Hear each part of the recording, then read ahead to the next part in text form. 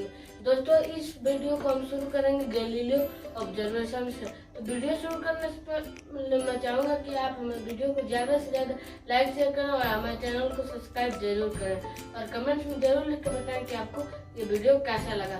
तो चलिए बिना टाइम वेस्ट किए हम टॉपिक अपना शुरू करते हैं। तो हमारा टॉपिक है गैलीलियो ऑब्जर्वेशन। तो गैलीलियो आप जानते हैं कि एक फेमस साइंटिस्ट थे। तो गैलीलियो ने ऑब्जर्व किया कि अगर एक बॉल को सर्टेन हाइट से गिराया जाए और उसी हाइट पे उसी एंगल पे अगर दूसरे साइड से राइट साइड से अगर उस गिरा के और दूसरी साइड से जब बॉल जाएगी तो उस मैक्सिमम हाइट तक जिस हाइट से गिराई गई उस हाइट तक नहीं पहुंचेगी, लेकिन फिर जब एंगल उसका रिड्यूस करते जाएंगे हम तो उस हाइट तक तो पहुंच सकती है, लेकिन टाइम आपका इंक्रीज होगा। टाइम वहाँ तक उस एंगल तक उस हाइट तक जाने में टाइम ज्यादा लगेगा। और तीसरा, अगर उसे बिल्कुल ये एंगल जीरो कर दिया जाए, एक प्लेन सरफेस हो फ्रिक्शनल सरफेस, तो वो बॉल मूव होती जाएगी जब तक वो अपना सर्टेन हाइट पार नहीं लेती है। तो ये गैलीलियो ने ऑब्जर्व किया था। तो अब हमारा टॉपिक होगा न्यूटन लॉ ऑफ मोशन। तो न्यूटन लॉ ऑफ मोशन, तो न्यूटन ने 3 लॉ बताए थे।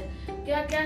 फर्स्ट लॉ थे, सेकंड लॉ, थर्ड लॉ क्या थे? तो इसे बारी बारी से पढ़ते हैं। तो फर्स्ट लॉ न्यूटन का ये कहता था कि अगर कोई भी ऑब्जेक्ट स्थिर पोजीशन पे है, रेस्ट पोजीशन पे है, तो वो रेस्ट पे रहेगी जब तक एक्सटर्नल फोर्स उस पर वर्क नहीं करेगी। यानी अगर सपोज दैट एक बुक है टेबल पे रखा हुआ तो वो रेस्ट पे ही रहेगा जब तक इस पर हम पुश नहीं करेंगे।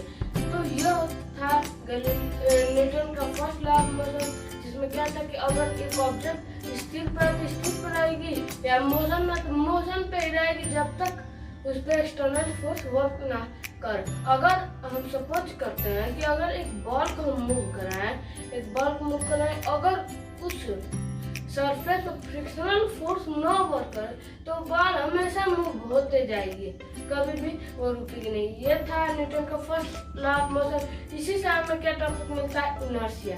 इनर्शिया क्या होता है? इनर्शिया में होता है कि इनर्शिया को डिफाइन करेंगे। तो inertia is defined as the property of the body to resist change in state of rest or uniform motion। यानी जो कि बॉडी के सराउंडिंग के चेंज के हिसाब से जो कि बॉडी चेंज नहीं करना चाहता है। जैसे एग्जाम्पल के तौर पर अगर इसे समझें तो अगर एक बस रेस्ट पोजीशन पे है और अचानक वो चलना स्टार्ट कर दे तो जो भी पैसेंजर उसमें होंगे वो तो रेस्ट पे, यानी बस के जो उनका लेग है वो आगे बढ़ जाता है, लेकिन उनकी जो upper part of the body है वो आगे बढ़ना नहीं चाहते, जिसकी वजह से वो क्या पीछे का धक्का ले लेते हैं। तो इससे क्या पता चलता है कि इनर्शिया वो प्रॉपर्टी जिसके द्वारा जो कि बॉडी अपने सराउंडिंग के हिसाब से चेंज नहीं करना चाहता है। तो इसका 2 टाइप में से बांटते हैं, inertia of rest and inertia of motion. तो इनर्शिया ऑफ रेस्ट पहले देखें। तो जैसे मैंने एग्जांपल के तौर पे आपको बताया कि जैसे जो बस है अचानक चलना स्टार्ट कर दी तो उसमें जो पैसेंजर है वो भी रेस्ट पे और बस रेस्ट पे भी है, लेकिन जब अचानक चलना शुरू कर दे तो जो पैसेंजर उनके जो लेग होता है वो फॉरवर्ड आना चाहता है, लेकिन जो उनका upper part of the body है वो रेस्ट में ही रहना चाहता है। इसके वजह से उन्हें पीछे का धक्का लगता है। इनर्शिया मोशन के एग्जांपल देखें तो उसी बस का अगर देखें तो देखिए अगर बस चल रही है तो उसमें जो भी पैसेंजर बैठे हैं वो भी मोशन में और बस भी मोशन में, लेकिन मान लीजिए अचानक बस ने ब्रेक लगा ली तो क्या होगा कि जो पैसेंजर होंगे वो मोशन में होंगे, तो कांटेक्ट लेग्स जो है वो कांटेक्ट में है बस के, तो लेग क्या वो रेस्ट में रहना चाहता है, लेकिन जो हमारी upper part of the body है सेम एज वो मोशन में रहना चाहते हैं। इसकी वजह से हम आगे का धक्का खा जाते हैं। तो ये होता है inertia of rest, inertia of motion. और इनर्शिया ऑफ डायरेक्शन क्या होता है? तो अगर आप किसी भी मान लीजिए रोड पे चल रहे हैं और आप अपने बाइक को एक शार्प टर्न दे अगर राइट साइड में, तो आप लेफ्ट साइड का धक्का खाएंगे। क्यों? क्योंकि जो हमारी बॉडी है वो एक निश्चित डायरेक्शन में जा रही है, लेकिन जब राइट साइड मूव करी तो वही सेम बात आ गई कि लेफ्ट से राइट साइड में मूव होना चाहता, लेकिन हमारा जो कि बॉडी रेस्ट में उसी डायरेक्शन में मूव होना चाहता है, इसीलिए लेफ्ट साइड में हम धक्का खा जाते हैं। यही होता है inertia of rest, inertia of motion and inertia of direction. Inertia जो है कि प्रभावित होता है मास से भी। वो कैसा है, जैसे अगर आप एग्जाम्पल दें तो आपको एक फुटबॉल किक करना बहुत आसान नहीं होगा अगर आपको एक फुटबॉल किक करने के लिए बोल दिया जाए, लेकिन उसी पर अगर वहाँ एक स्टोन रख दिया जाए तो आपको आसानी नहीं होगा किक करने। क्यों? क्योंकि बॉल का अगर हम फुटबॉल का वेट मान लें लेट्स सपोज दैट 500 ग्राम, लेकिन अगर आप स्टोन को किक करेंगे तो 50 kg सपोज करेंगे, तो इनर्शिया जो मास है आपका बड़ा है, फुटबॉल से ज्यादा बड़ा है स्टोन का मास, तो इससे इनर्शिया प्रभावित होता है मास से भी। तो ये आपको नोट करने वाली बात है। अब Newton second law of motion के तौर पर समझे तो Newton second law of motion को पढ़ने से पहले हमें जरूरी है कि मोमेंटम को पढ़ें। अब आप सोच रहे हो मोमेंटम क्या होता है, तो चलिए इसे पढ़ते हैं। तो मोमेंटम क्या होता है कि the product of mass and velocity momentum, यानी मास और वेलोसिटी का प्रोडक्ट ये हमें मोमेंटम दिलाता है। मोमेंटम को हम p से डिनोट करते हैं, वेलोसिटी को v से, और मास को आप जानते हैं। तो अगर देखा जाए तो p = m × v होता है, मास को हम m से डिनोट करते हैं, तो p = m × v। तो जो मोमेंटम होगा वो एक वेक्टर क्वांटिटी होगा। क्यों? क्योंकि इसमें आपका वेलोसिटी इंक्लूड हो जाएगा, यानी मोमेंटम एक स्पेसिफिक डायरेक्शन में होता है। ये हमें नोट करने वाली बात है। अगर आप यहाँ पे ध्यान दें, अगर वेलोसिटी और मास ग्रेटर होगा तब भी आपका मोमेंटम भी ग्रेटर होगा। तो इसका ऐसा यूनिट हमें क्या मिलेगा, kg × मीटर/सेकंड²। kg तो मास का kg होता है और वेलोसिटी का मीटर/सेकंड², तो kg मीटर/सेकंड। तो ये हमारा होता है क्या, मोमेंटम का SI यूनिट। तो आपको समझ में आया कि मोमेंटम होता क्या आखिर। तो मोमेंटम को एग्जांपल के तौर पर अगर समझे, अगर आप ध्यान दें कि अगर एक टेनिस बॉल और एक क्रिकेट बॉल को ले, तो टेनिस बॉल को फेंकने में फोर्स कम लगेगा एज कम्पेयर टू आपका क्या क्रिकेट बॉल। ऐसा क्यों होता है? क्योंकि आप जानते हैं कि मोमेंटम बराबर मास × वेलोसिटी। तो मास जो कि क्रिकेट बॉल का ग्रेटर होगा तो हमें ज्यादा फोर्स लगाना होगा as compare to tennis ball. और इसके एग्जांपल देखें तो जैसा अगर एक कराटे प्लेयर जो कि पेयर ऑफ टाइल्स को आसानी से तोड़ सकता है। क्यों? क्योंकि ऐसा होता है कि उसका जो वेलोसिटी होता है लार्जर मोमेंटम होता है।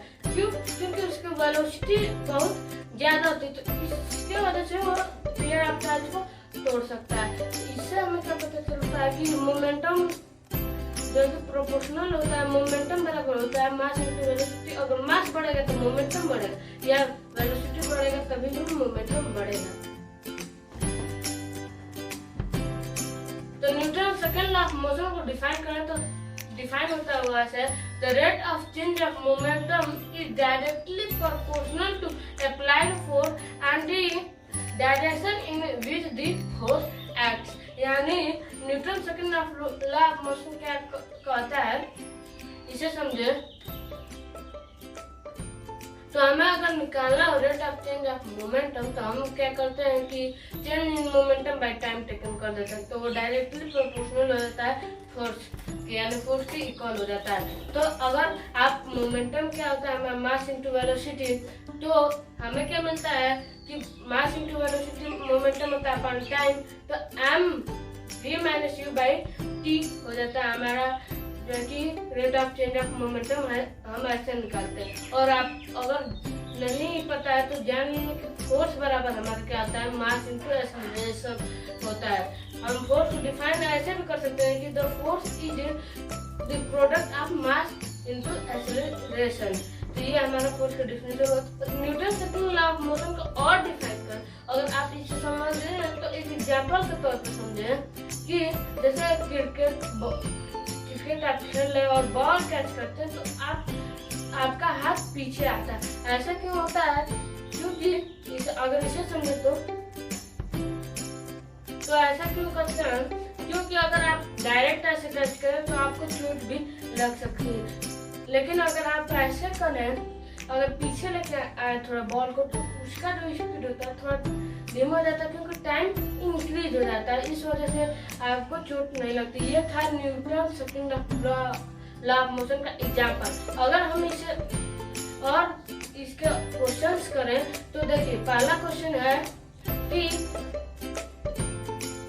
पहला क्वेश्चन है what force would be needed to produce an acceleration of 4 metre per second square in a body of mass 6 kg। यानी क्वेश्चन है कि कितना फोर्स लगेगा एक बॉडी में अगर उसका acceleration 4 metre per second square चाहिए, मास है आपका 6 kg। तो अगर हम इसे वैल्यू पर रखें तो हमें क्या मिलेगा? 24 kg मीटर प्रति सेकंड स्क्वायर। तो kg मीटर प्रति सेकंड स्क्वायर की जगह हम न्यूटन लिख सकते हैं। तो हमारा क्या होगा? 24 न्यूटन। दूसरा अगर क्वेश्चन देखें कि अगर क्या एक्सीलरेशन प्रोड्यूस होगा एक बॉडी में, अगर हम फोर्स उस पर 12 न्यूटन लगाएं और उसका मास कितना हो? 3 kg हो, तो एक्सीलरेशन हमें क्या मिलेगा? 4 मीटर प्रति सेकंड स्क्वायर। तो आपको समझ में आया Newton second law of motion होता क्या। और Newton third law of motion के बारे में समझे तो Newton third law of motion totally based है एक्शन रिएक्शन पे। जैसे अगर आप एक वॉल को हिट करें तो उधर से भी वॉल से भी एक फोर्स आता है। आप रिएक्शन किया, उधर से वॉल ने क्या किया? उसका रिएक्शन दिया। और अगर आप वॉक कर रहे हैं तो आप उसमें भी एक्शन रिएक्शन लगा रहे हैं। वो कैसे? कि आप अपने जो फुट से है वो आप ग्राउंड की तरफ फोर्स लगा एक्शन कर रहे हैं, तो ग्राउंड आपकी तरफ रिएक्शन कर रहा है, जिसके थ्रू आप चल सकते हैं। और तीसरा एग्जांपल के तौर पे समझिए, जैसे एक रॉकेट है, तो जो रॉकेट की गैसेस होते हैं तो रॉकेट नीचे की तरफ फोर्स लगाता है, तो उसकी गैसेस जो निकलते हैं वो ऊपर की तरफ फोर्स लगाते हैं, जिसके थ्रू जो कि आपका रॉकेट ऊपर उठता है। तो ये था Newton third law of motion, जिसमें टोटली बेस्ड है एक्शन रिएक्शन में।